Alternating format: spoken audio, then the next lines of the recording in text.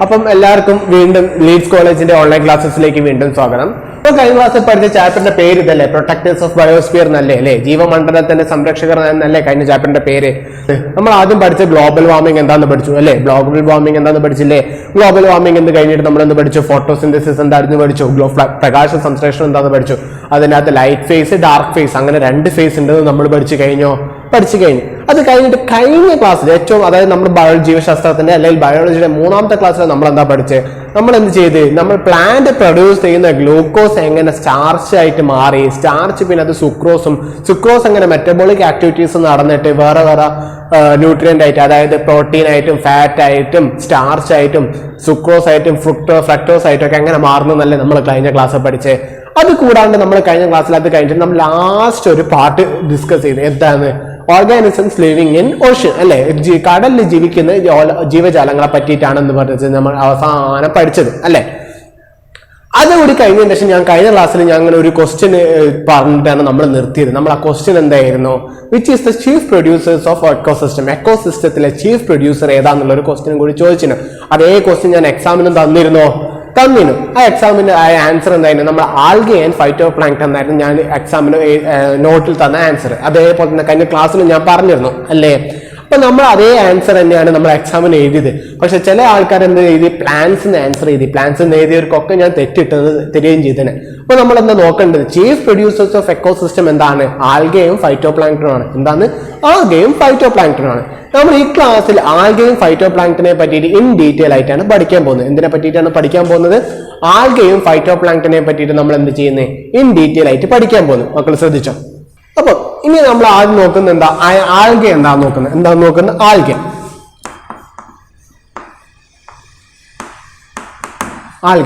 ഈ ആൽഗനെ നമ്മളെല്ലാവരും എന്ത് ചെയ്യും, ജീവിതത്തിൽ കണ്ടിട്ടൊക്കെ ഉണ്ടാവും. നമ്മൾ ഈ കുളത്തിലും അല്ലെങ്കിൽ വെള്ളത്തിലൊക്കെ കാണുന്ന ഒരു പായൽ പോലത്തെ അല്ലെങ്കിൽ ചെറിയ ജീവജാലങ്ങളില്ലേ, അതിനെയാണ് നമ്മൾ എന്തിനു വിളിക്കുക, ആൽഗ എന്ന് വിളിക്കുക.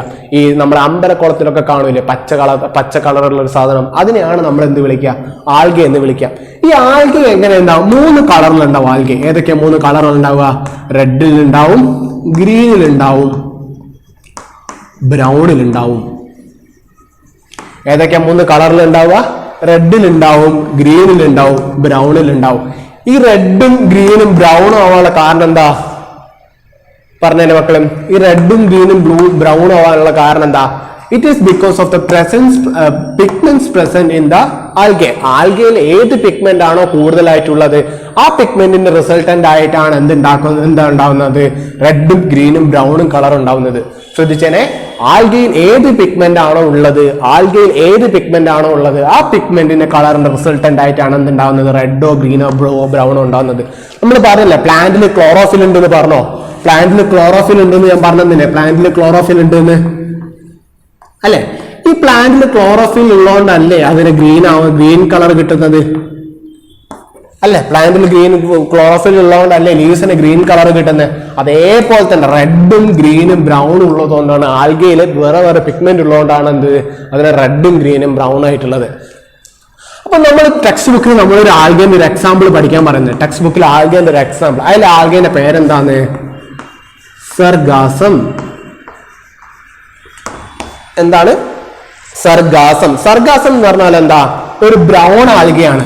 സർഗാസം എന്ന് പറഞ്ഞാൽ എന്താ, ഒരു ബ്രൗൺ ആൽഗയാണ്, ആൽഗയാണ്. അതെന്താണ്, ലാർജ് ഇൻ സൈസ് ആണ്. എന്താണ്, ലാർജ് ഇൻ സൈസ് ആണ്. അതായത് സർഗാസം എന്ന് പറഞ്ഞാൽ ഒരു ആൽഗേന്റെ നമുക്ക് പഠിക്കാനുള്ള ആൽഗേന്റെ ഒരു എക്സാമ്പിൾ ആണ്. സർഗാസം എന്ന് പറഞ്ഞാൽ എന്താണ്, നമുക്ക് പഠിക്കാനുള്ള ആൽഗേന്റെ ഒരു എക്സാമ്പിൾ ആണ്. അതായത് സർഗാസം. ഈ സർഗാസം എന്താണ്, ബ്രൗൺ കളറിലോ ആണ് ലാർജ് ഇൻ സൈസും ആണ്. ബ്രൗൺ കളറിലുമാണ് ലാർജ് ഇൻ സൈസുമാണ്. ഒന്നുകൂടി മക്കൾ ശ്രദ്ധിച്ചേ, ആൽഗയാണ്. ആൽഗ എന്താണ്, റെഡ് ഗ്രീന് ബ്രൗൺ കളറുകളുണ്ട്. ആൽഗ എന്താണ്, റെഡ് ഗ്രീന് ബ്രൗൺ കളറുകളുണ്ട്. അതിന് നമ്മുടെ എക്സാമ്പിൾ ആയിട്ട് ടെക്സ്റ്റ് ബുക്കിൽ എന്താ കൊടുത്തത്, സർഗാസം. ടെക്സ്റ്റ് ബുക്കിൽ എന്താ കൊടുത്തത്, സർഗാസം. സർഗാസം എങ്ങനെയാണ്, ബ്രൗൺ കളറുള്ള ആൽഗയാണോ? അതെ, സർഗാസം എന്താണ്, ബ്രൗൺ കളറുള്ള ആൽഗയാണ്. അതിന്റെ സൈസ് എന്താണ്, വലിയ സൈസാണ്, ലാർജ് ഇൻ സൈസാണ്. അപ്പൊ നമ്മൾ ആൽഗ എന്ന് പഠിച്ചു. ആൽഗ എങ്ങനെയാന്ന് പറഞ്ഞാൽ മൈക്രോസ്കോപ്പിക് ആവാം. ആൽഗ മൈക്രോസ്കോപ്പിക് ആവാം അല്ലെങ്കിൽ ലാർജ് ഇൻ സൈസ് ആവാം.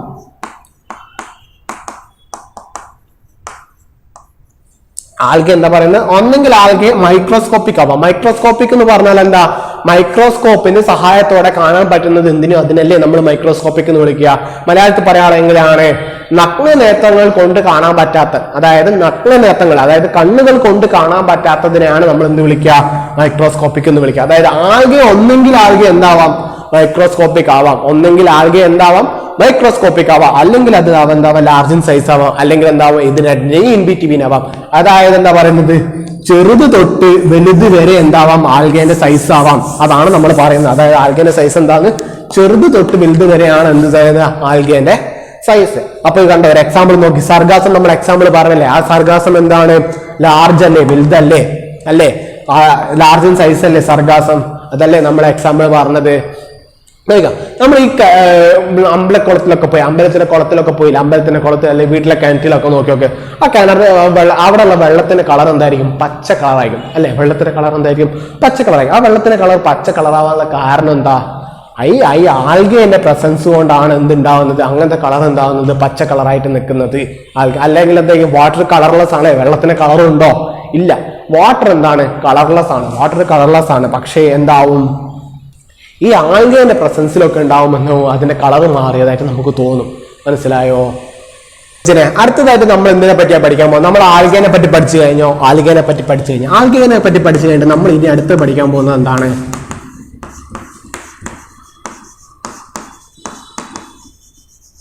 ഫൈറ്റോ പ്ലാങ്ക്സിനെ പറ്റിയാണ് നമ്മൾ എന്ത് പഠിക്കാൻ പോകുന്നത്? അടുത്ത പഠിക്കാൻ പോകുന്നത് എന്തിനെ പറ്റിയാണ് പഠിക്കാൻ പോകുന്നത്? ഫൈറ്റോ പ്ലാങ്ക്ടൻസിനെ പറ്റി. ഇപ്പൊ ഫൈറ്റോ പ്ലാങ്ക്ടൻസിനെ പറ്റി പറഞ്ഞു തരികയാണെങ്കിൽ ഫൈറ്റോ പ്ലാങ്ക്ടൻ എന്താണ്? Small microscopic floating organisms. അതായത് എന്താണ്? ചെറുതാണ്, സ്മോൾ ആണ്, മൈക്രോസ്കോപ്പിക് ആണ്. മൈക്രോസ്കോപ്പിക് എന്ന് പറഞ്ഞാൽ എന്താ? നഗ്ന നേത്രങ്ങൾ കൊണ്ട് മാത്രം കാണാൻ പറ്റുന്ന small microscopic free floating organisms. അതായത് ഫ്രീ ഫ്ലോട്ടിംഗ് എന്ന് പറഞ്ഞാൽ എന്താ? നമ്മളൊരു എന്താ പറയാ, ഒരു പേപ്പർ എടുത്ത് നമ്മൾ അത് വെള്ളത്തിലിട്ട് അത് താന്നു പോവോ പൊന്തി കിടക്കോ? പേപ്പർ പൊന്തി കിടക്കൂലേ? മേലെങ്ങനെ പൊന്തി കിടക്കൂലേ? അങ്ങനെയുള്ള സാധനങ്ങളെയാണ് നമ്മൾ എന്ത് വിളിക്കുന്നത്? ഫ്രീ ഫ്ലോട്ടിംഗ് എന്ന് പറയുന്നത്. അതേപോലെ തന്നെ അപ്പൊ ഫൈറ്റോ പ്ലാങ്ക്ടൺ എന്താണ്? മൈക്രോസ്കോപ്പിക് ആണ്, ഫ്രീ ഫ്ലോട്ടിംഗ് ആണ് അല്ലെ? So phytoplanktons are the microscopic free-floating organism that is found on the surface of the ocean. ഓഷ്യന്റെ സർഫസ് കാണുന്ന, സർഫസ് എന്ന് പറഞ്ഞാൽ എന്താ? പ്രതലം അല്ലേ? അതായത് microscopic free-floating organism that is found on the surface of the ocean. അല്ലെ? മൈക്രോസ്കോപ്പിക് ആണ്, ഫ്രീ ഫ്ലോട്ടിംഗ് ആണ്. മനസ്സിലാക്കിയ മക്കളെ? മൈക്രോസ്കോപ്പിക് ആണ്, അതായത് നഗ്ന നേത്രങ്ങൾ കൊണ്ട് കാണാൻ പറ്റില്ല. മൈക്രോസ്കോപ്പിക് ആണ്, ഫ്രീ ഫ്ലോട്ടിംഗ് ആണ്. ഫ്രീ ഫ്ലോട്ടിംഗ് എന്ന് പറഞ്ഞാൽ എന്താ? എങ്ങനെ മേലെ എങ്ങനെ പൊന്തി കിടക്കുന്ന microscopic free floating organism that is found on the surface of the ocean. ഓഷ്യന്റെ പ്രതലത്തിൽ കാണുന്ന മൈക്രോസ്കോപ്പിക് ആയ ഫ്രീ ഫ്ലോട്ടിംഗ് ആയ ഓർഗാനിസത്തിനെയാണ് നമ്മൾ എന്ത് വിളിക്കുന്നത്? ഫൈറ്റോ പ്ലാങ്ക്ടൺ എന്ന് വിളിക്കുന്നത്.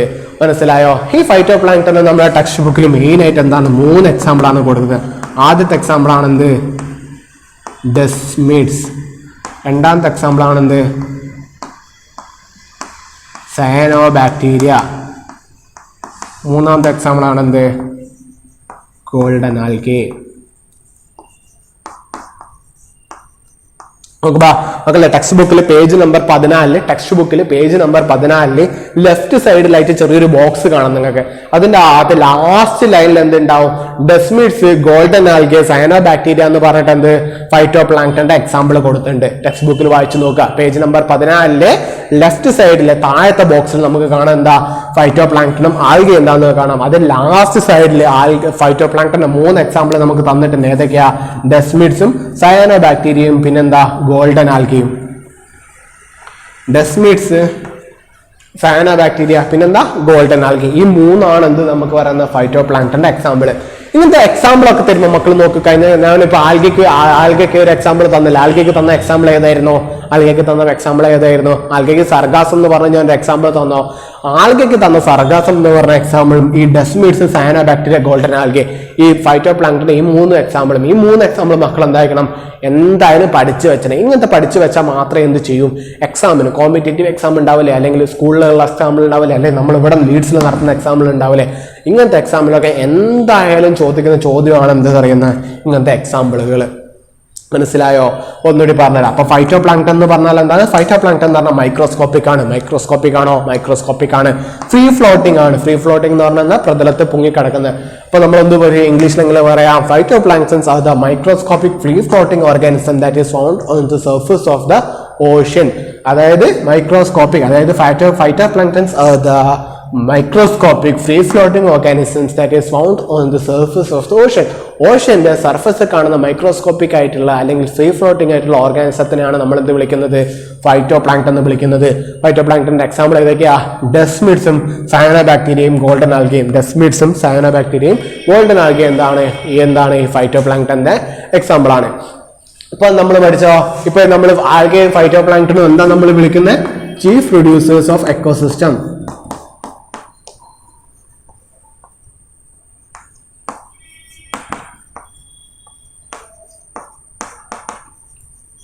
അല്ലേ? നമ്മൾ ആൽഗയും ഫൈറ്റോ പ്ലാങ്ക്ടൺ എന്ന് വിളിക്കുന്നത് ചീഫ് പ്രൊഡ്യൂസേഴ്സ് ഓഫ് എക്കോസിസ്റ്റം. എക്കോസിസ്റ്റത്തിന്റെ ചീഫ് പ്രൊഡ്യൂസേഴ്സ് ആയിട്ട് നമ്മൾ എന്ത് വിളിക്കുന്നത്? ആൽഗയെ എന്ത് വിളിക്കുന്നത്? ഫൈറ്റോ പ്ലാങ്ക്ടൺ എന്ന് വിളിക്കുന്നത്. ഇത്രയും കാര്യങ്ങൾ മനസ്സിലായോ? മനസ്സിലായി. അപ്പൊ നമ്മൾ ചീഫ് പ്രൊഡ്യൂസേഴ്സ് ഓഫ് നമ്മൾ കഴിഞ്ഞ ക്ലാസ്സിൽ ഒരു ഹോംവർക്ക് തന്നിരുന്നു. Ways of water pollution. Water pollution നടക്കാനുള്ള ഏതൊക്കെ മാർഗങ്ങൾ എന്ന് നമ്മൾ അതൊക്കെ എല്ലാവരും ഹോംവർക്ക് എഴുതി സബ്മിറ്റ് ചെയ്തിട്ടുണ്ടല്ലേ അല്ലെ?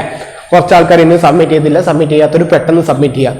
ഇനി നമ്മൾ നോക്കേണ്ടതെന്ന് പറഞ്ഞാൽ ഈ ചോദ്യം, ഈ chief producers of organism, chief producers of ecosystem എന്താന്ന് നമുക്ക് എന്താന്ന് മനസ്സിലായി? ആൽഗയും ഫൈറ്റോ പ്ലാങ്ക്ടൺ ആണ് ചീഫ് പ്രൊഡ്യൂസേഴ്സ് ഓഫ് എക്കോസിസ്റ്റം എന്ന് മനസ്സിലായി. അപ്പൊ ഓഷൻ ആണ് എന്ത്? അതിന് ജീവിക്കാനുള്ള എക്കോസിസ്റ്റം. പക്ഷേ ഓഷൻ ഡിസ്ട്രോയ് ആയാൽ എന്ത് ചെയ്യും? ആൽഗയും ഫൈറ്റോ പ്ലാങ്ക്ടണും ഉണ്ടാവുമോ? ഇല്ല. നമ്മൾ കഴിഞ്ഞ ക്ലാസ് പഠിച്ചിട്ടുണ്ട് എന്ത്? ആൽഗയും ഫൈറ്റോ പ്ലാങ്ക്ടണും ആണ് എന്ത്? ഏകദേശം 70% of the oxygen that is in the atmosphere. അറ്റ്മോസ്ഫിയറിൽ കാണപ്പെടുന്ന ഏകദേശം 70% ഓഫ് ഓക്സിജൻ നമുക്ക് എവിടെ നിന്നാണ് കിട്ടുന്നത്? ഈ ആൽഗയും ഫൈറ്റോ പ്ലാങ്ക്ടണും അല്ലേ നമുക്ക് കിട്ടുന്നത്. എന്നിട്ട് നമ്മൾ ഓഷൻ ഡിസ്ട്രോയ് ചെയ്താൽ നമുക്ക് എന്തെങ്കിലും പിന്നെ ഓക്സിജൻ കിട്ടുമോ? ഇല്ല. അതുകൊണ്ടല്ലേ നമ്മൾ പറയുന്ന ഓഷനും എന്താക്കണം? പ്രൊട്ടക്ട് ചെയ്യണമെന്ന്. അപ്പം നമ്മൾ പൊല്യൂഷൻ നടന്നു കഴിഞ്ഞിട്ട്, അല്ലെങ്കിൽ ആൽഗയെല്ലാം മരിച്ചു കഴിഞ്ഞ്, അല്ലെങ്കിൽ സയനോബാക്ടീരിയ എല്ലാം മരിച്ചു കഴിഞ്ഞ്, അല്ലെങ്കിൽ ഫൈറ്റോ പ്ലാങ്ക്ടൺ ഒക്കെ മരിച്ചു കഴിഞ്ഞ് പിന്നെ നമ്മൾ പൊല്യൂഷൻ ചെയ്യുന്നതിനെ പറ്റി പറഞ്ഞിട്ട് കാര്യമുണ്ടോ? ഇല്ല. അപ്പൊ നമ്മൾ എന്ത് ചെയ്യണം? അങ്ങനത്തെ ഒരു സിറ്റുവേഷൻ നടക്കുന്നതിന് മുമ്പ്, അതായത് പൊല്യൂഷൻ നടക്കുന്നതിന് മുമ്പ് നമ്മൾ എന്താക്കണം? പൊല്യൂഷൻ നടക്കുന്നില്ല എന്ന് നമ്മൾ എന്താക്കണം? ഉറപ്പ് വരുത്തണം. ഒരിക്കൽ പൊല്യൂഷൻ നടന്നു കഴിഞ്ഞ് അല്ലെങ്കിൽ ജീവജാലങ്ങളൊക്കെ മരിച്ചുപോയി പിന്നെ നമ്മൾ അത് അറിഞ്ഞിട്ട് കാര്യമുണ്ടോ? ഇല്ല. അപ്പൊ അങ്ങനെ എന്താ? പൊല്യൂഷൻ നടക്കുമ്പോൾ മാത്രമാവരുത് നമ്മൾ എന്ത് പറയാ? പൊല്യൂഷനെ പറ്റി ആലോചിക്കുന്നോ ചിന്തിക്കുകയോ ചെയ്യുന്നത്. ഓക്കെ, പൊല്യൂഷൻ നടക്കാണ്ട് നോക്കേണ്ടത് എന്താണ്? നമ്മൾ ഓരോരുത്തരും എന്താണ്? കടമയുമാണ്. ശ്രദ്ധിക്കും മക്കളെ, നമ്മൾ ഇനി അടുത്തതായിട്ട് നോക്കാൻ പോകുന്നത് എന്താ?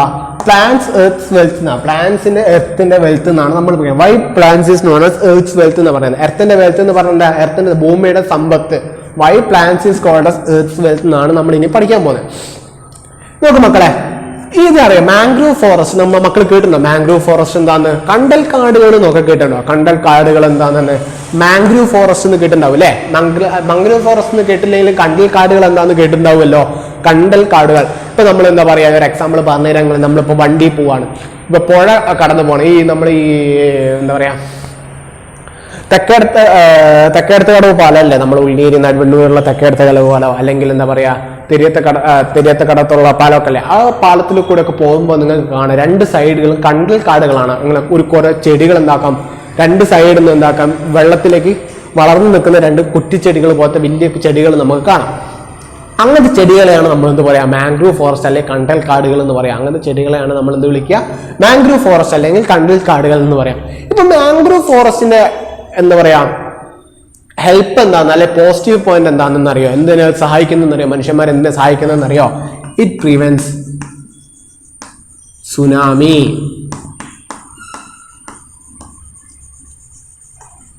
നോക്ക് മക്കളെ, ഈ മാംഗ്രൂവ് ഫോറസ്റ്റ് അല്ലെ കണ്ടൽ കാടുകൾ എന്താക്കും? It prevents tsunami. പ്രിവെന്റ്സ് എന്താണ്?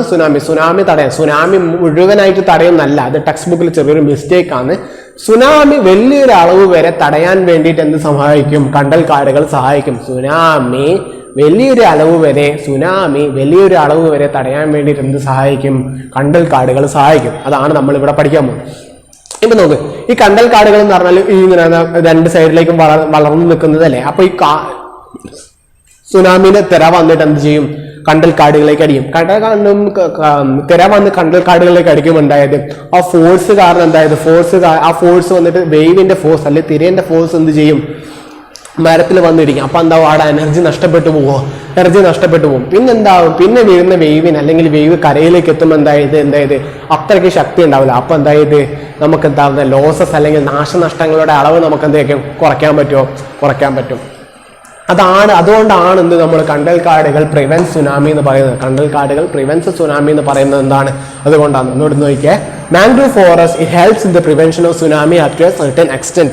Mangrove forests help in the prevention of tsunami up to a certain extent. When the tsunami occurs, wave comes and hit the mangrove forest first. As a result of this action, the energy will be dissipated and thus the energy that comes to the shore will be relatively less while comparing to the energy that is formed in the wave. അങ്ങനെ പറയുകയാണെങ്കിൽ നമ്മൾ മലയാളത്തിൽ പറഞ്ഞു വരുമ്പോൾ എന്ത് ചെയ്യും? Mangrove ഫോറസ്റ്റിൽ എന്തായാലും കണ്ടൽക്കാടുകൾ എന്ത് ചെയ്യും? സുനാമി ഒരു വലിയൊരു എക്സ്റ്റെന്റ് വരെ എന്തായാലും സുനാമിനെ തടുക്കാൻ പറ്റും. അങ്ങനെ എന്താ നടക്കുക? മാംഗ്രൂവ് ഫോറസ്റ്റ് ഉണ്ടാവില്ലേ, സുനാമി വന്നിട്ട് എന്തെങ്കിലും തിരമാലകൾ വന്നിട്ട് എന്താക്കും? ഈ മാംഗ്രൂവ് ഫോറസ്റ്റിൽ അടിക്കും. അങ്ങനെ അടിക്കുമ്പോൾ എന്ത് ചെയ്യും? എനർജി ഡിസപ്പേറ്റ് ചെയ്ത് പോകും, എനർജി വിഘടിച്ചു പോകുമ്പോൾ എന്തായത് ആദ്യം വന്ന എത്ര എനർജി കരയിലേക്ക് വരുമ്പോൾ വേവിന് ഉണ്ടാവില്ല. അപ്പൊ കരയിൽ വേവ് എന്താവും? വേവ് ചെറിയ വേവായി പോകൂലേ. അപ്പൊ എന്താ ലോസ് അല്ലെങ്കിൽ നാശനഷ്ടങ്ങൾ എന്തായിരിക്കും? കുറഞ്ഞു വരും. അങ്ങനെയാണ് എന്ത് ചെയ്യുക? Mangrove forest prevents tsunami. ഇനി നമ്മൾ രണ്ടാമത് പഠിച്ചെന്താ? നമ്മൾ രണ്ടാമത്തെ എക്സാമ്പിൾ നോക്കും മക്കള്. ബാംബു ഫോറസ്റ്റ്, മുളക്കാടുകൾ, reed grasses, wet river, lemon grasses, ഇങ്ങനത്തെ ഈ ഗ്രാസസിന്റെ എങ്ങനെ ഹെൽപ്പ് ചെയ്യുക? ഇതെന്താ പറയുക? Prevents river bank കൊളാപ്സിംഗ്.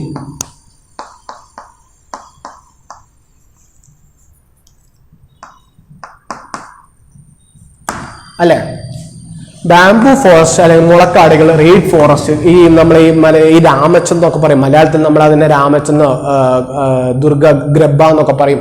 ഈ മുളക്കാടുകൾ, റീഡ് ഫോറസ്റ്റ് അല്ലെങ്കിൽ bamboo forest, reed grass, wet river, lemon grass ഒക്കെ അല്ലെ, അതിന്റെ ഫംഗ്ഷൻ എന്താണ്?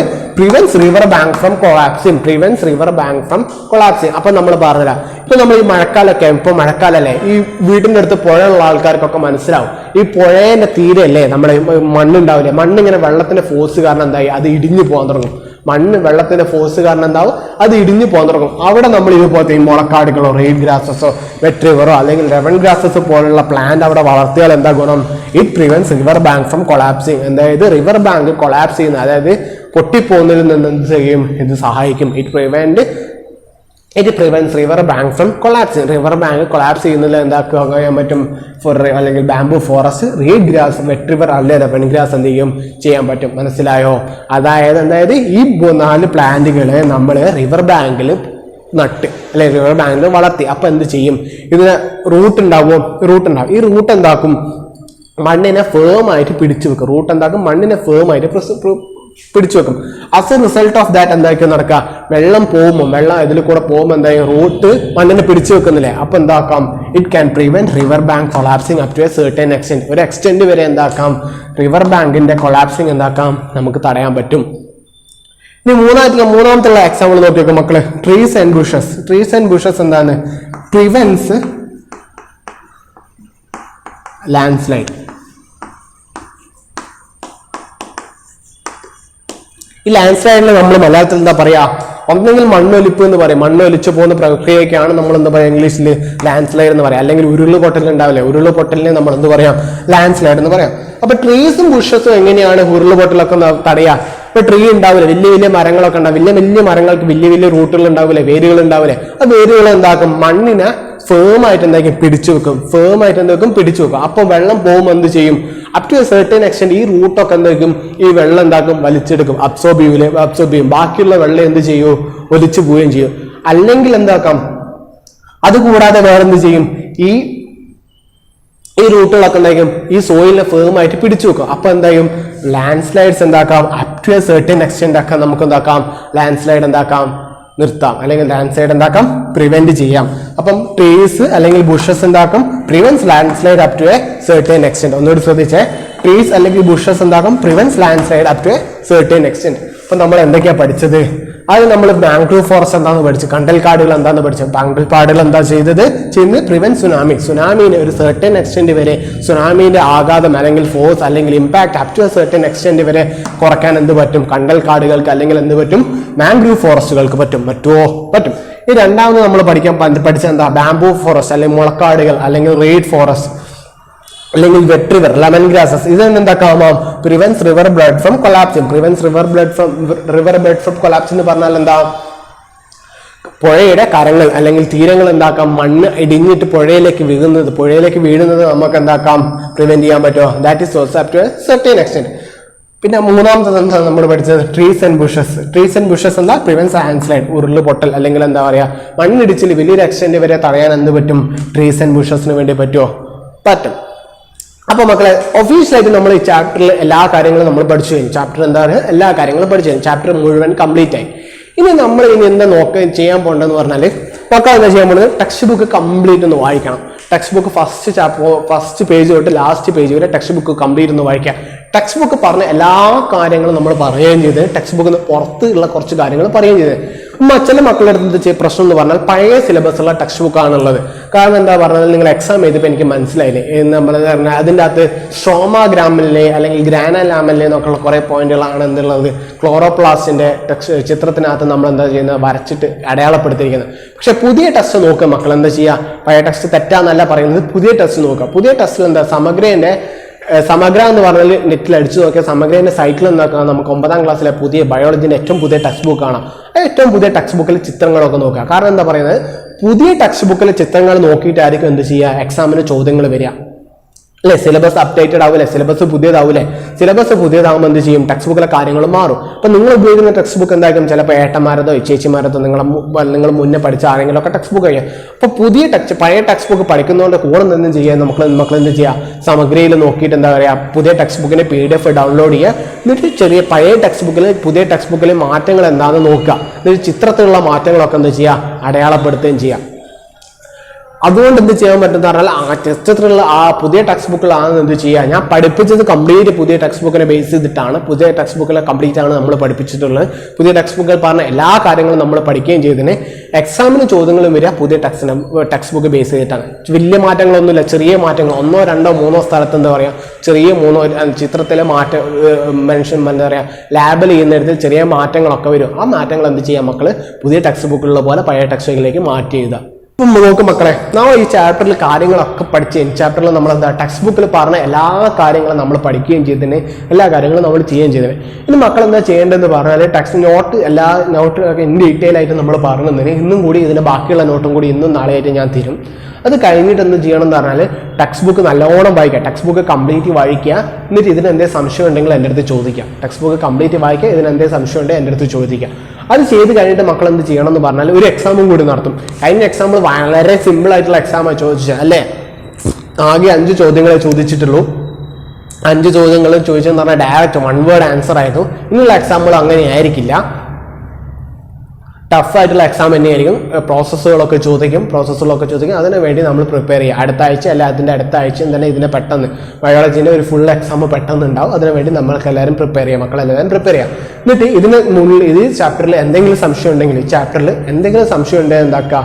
മക്കൾ ചോദിക്കാം. ചാപ്റ്ററിൽ എന്തെങ്കിലും സംശയം ഉണ്ടെങ്കിൽ എന്താക്കുക? മക്കൾ ചോദിക്കുക. എൻ്റെ അടുത്ത് എല്ലാവരുടെ അടുത്ത് എൻ്റെ നമ്പറൊക്കെ അല്ലേ? അപ്പം എപ്പോൾ വേണമെങ്കിലും വിളിക്കുക. എന്നിട്ട് സംശയങ്ങൾ എന്തെങ്കിലും എന്ത് ചെയ്യുക? ചോദിക്കുക. സംശയങ്ങളൊക്കെ ഉള്ള എന്തെങ്കിലും ക്ലിയർ ചെയ്ത് പോയാൽ എന്ത് ചെയ്യാൻ പറ്റും? മുന്നോട്ട് പോകാൻ പറ്റും.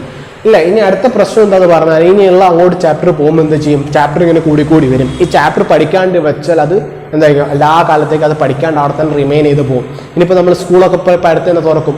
കേസസുകളൊക്കെ കുറഞ്ഞ സ്കൂളൊന്ന് അടുത്ത് തുറന്നു കഴിഞ്ഞാൽ ക്ലാസ്സൊക്കെ പെട്ടെന്ന് പോകും. അങ്ങനെ പെട്ടെന്ന് പോകുമ്പോൾ എന്തെങ്കിലും പഠിക്കാനും ബുദ്ധിമുട്ടാവും. അതുകൊണ്ട് എന്ത് ചെയ്യുക? ചാപ്റ്റർ ഇന്ന് തന്നെ നോട്ടിൽ എഴുതി കഴിഞ്ഞിട്ട് ഇന്ന് തന്നെ ചാപ്റ്ററിലെ സംശയങ്ങളൊക്കെ എന്ത് ചെയ്യുക? ചോദിക്കുക. എല്ലാവരും നല്ലോണം പഠിക്കുകയും ചെയ്യാം.